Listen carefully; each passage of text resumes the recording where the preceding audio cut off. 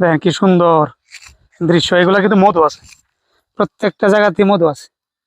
এইগুলাতে টান দিলেই কিন্তু মধু খাওয়া যাবে। আমি তো রোজা দেখাইতে পারতেছি না, প্রচুর মধু আছে মাসাল্লাহ প্রত্যেকটা জায়গার মধ্যে। এগুলোতে মৌমাছি আছে, আমাদের বাড়িতে জঙ্গলে কিন্তু একটা মৌচাক আছে, এগুলোতে মৌমাছি আইসে মধু নিয়ে যায়।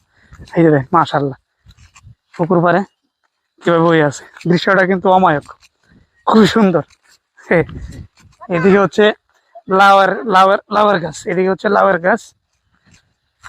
লাউ মোটামুটি ভাবে ধরতেছে, এদিকে ভিতরে আছে দেখা যায় না, আসলে কিছু উপরে উঠতেছে দেখা যায় মাশাআল্লাহ। এই হচ্ছে মিষ্টি কুমড়ার গাছ। গ্রামে থাকলে এই সুবিধা, বুঝছো? আর যেমন গ্রামে থাকলে হচ্ছে সুবিধা, বুঝছো না? এই যে দেখেন মিষ্টি কুমড়া এইদিকে একটা ধরতেছে, ছোট ছোট ধরতেছে মাশাআল্লাহ।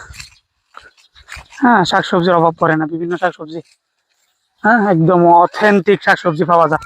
দেখেন কি সুন্দর দৃশ্য, এগুলা কিন্তু মধু আছে, প্রত্যেকটা জায়গাতেই মধু আছে।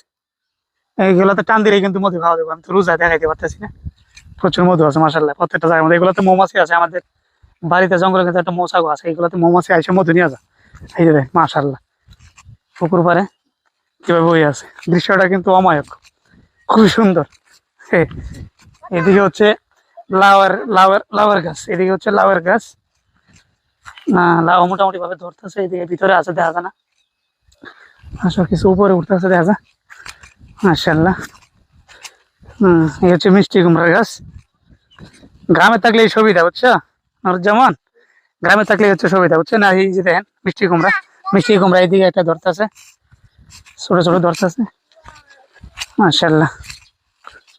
হ্যাঁ, শাকসবজির অভাব পড়ে না, বিভিন্ন শাকসবজি, হ্যাঁ একদম অথেন্টিক শাকসবজি পাওয়া যায়।